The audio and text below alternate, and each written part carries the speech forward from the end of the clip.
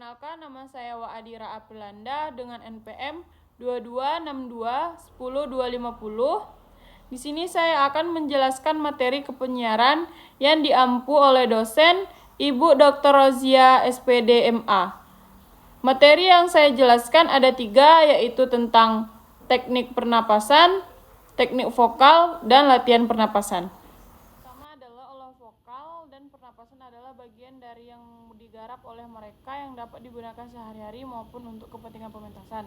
Pernapasan dalam teater ada 3, yang pertama pernapasan dada, pernapasan perut, dan pernapasan diafragma. Yang kedua, pernapasan adalah teknik penghirup udara sebanyak mungkin, kemudian penyimpanan dan mengeluarkan secara bertahap melalui mulut atau hidung.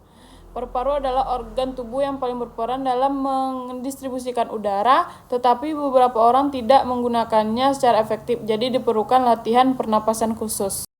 Kedua itu adalah latihan olah vokal, terdiri dari latihan pernapasan dan latihan dialog. Hal ini dimaksud untuk membentuk vokal aktor yang kuat secara power, fleksibel dalam mengatur volume, serta terampil dalam intonasi, irama, penekanan, dan dinamik. Yang keempat, latihan pernapasan adalah hal yang paling penting. Latihan pernapasan yang baik dan benar dan berteratur pun akan sangat berhubungan dan bermanfaat bagi suara yang nyaman untuk didengar. Adapun suara yang dimaksud adalah suara diafragma. Suara diafragma adalah suara yang berbentuk dari rongga perut, di mana keuntungannya adalah suara menjadi lebih bertenaga, bulat, dan terdengar lebih jelas karena tanpa harus berteriak maupun mengatur stamina dan memperjelas intonasi serta aksentuasi. Yang kelima adalah latihan pernapasan dan senam pernapasan. Senam pernapasan dimaksud untuk melatih seluruh perangkat bicara termasuk bagian badan lainnya yang terkait dalam fungsi penggunaan perangkat.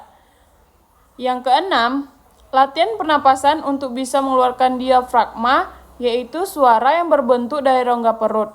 Suara ini akan lebih bertenaga atau powerful, bulat, terdengar jelas, dan tidak keras tanpa harus berteriak.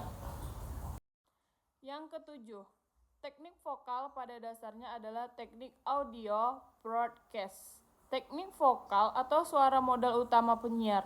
Dalam siaran dan umumnya public speaking, dibutuhkan teknik vokal, yaitu memproduksi suara terbaik agar enak didengar dan jelas. Yang kedelapan, yaitu vokal atau teknik vokal. Lalu ada juga yang dinamakan teknik penyiaran di dalam radio, yakni secara langsung dan secara tidak langsung. Selanjutnya yang kesembilan, yaitu ada broadcast teaching queens, yaitu teknik dalam penyiaran yang memaparkan sebuah skill atau teknik seseorang penyiar dalam menyampaikan sesuatu siarannya melalui dari pembuka, pembawa, penutup, serta vokal atau teknik vokal.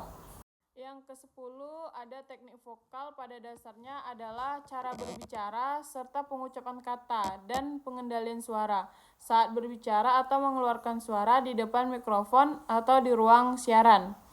Teknik vokal dalam siaran meliputi keaslian suara, intonasi, aksentuasi, infleksi, keceriaan, hingga kontak suara versi penyiar. Yang ke-11, menurut Suprapto dan Daud 2022, teknik vokal yang tepat akan sangat membantu penyiar dan menjalankan tugas siaran sebagai seorang penyiar untuk melatih dan mengembangkan suara sebelum berbicara.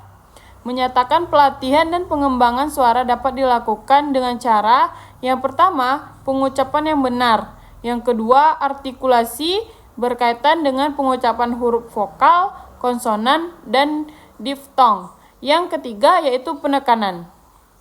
Yang ke-12, dalam dunia penyiaran radio terdapat 2 teknik utama yang sering digunakan. Yang pertama, penyiaran dengan naskah dan tanpa naskah. Yang ke-13, pernafasan yang benar digunakan teknik pernapasan yang baik untuk menjaga kekuatan dan kejelasan suara. Yang ke-14, menurut Kustiawan Marsanda 2023 dalam Erik Kusuma 2022, sementara pelatihan olah vokal yaitu voice over dilakukan bagi voice over talent untuk melatih olah vokal sehingga tidak terbata-bata, dan gugup ketika berbicara sehingga dapat mendorong kepercayaan diri talent tersebut. Selanjutnya yang ke-15, teknik pernapasan diafragma. Meskipun merupakan teknik fundamental dalam relaksasi dan berbagai aktivitas fisik, tidak serta-merta mudah dikuasai. Peserta pelatihan memerlukan latihan dan pembiasaan yang berkelanjutan agar dapat melakukan dengan benar dan efektif.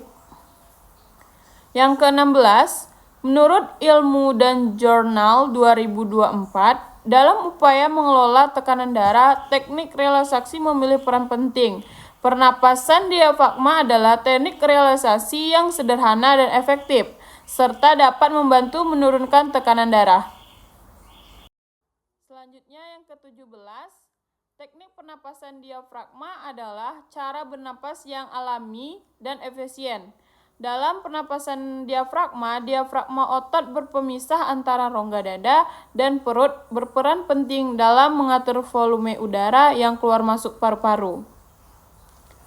Yang ke-18, berdasarkan penelitian Endria Noviati dan Kusumawati 2018 dalam Aulia 2024, penerapan diafragma memiliki konsekuensi penting dalam meningkatkan ventilasi dan volume tidal pada pasien.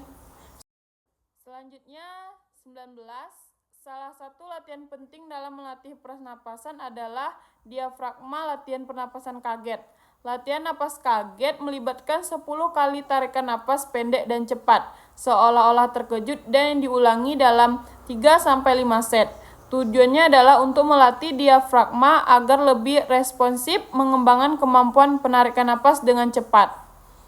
Yang ke-20, komunikasi teknik pernapasan yang efektif memerlukan penyampaian informasi dan instruksi yang jelas, mudah dipahami, dan relevan bagi audiens.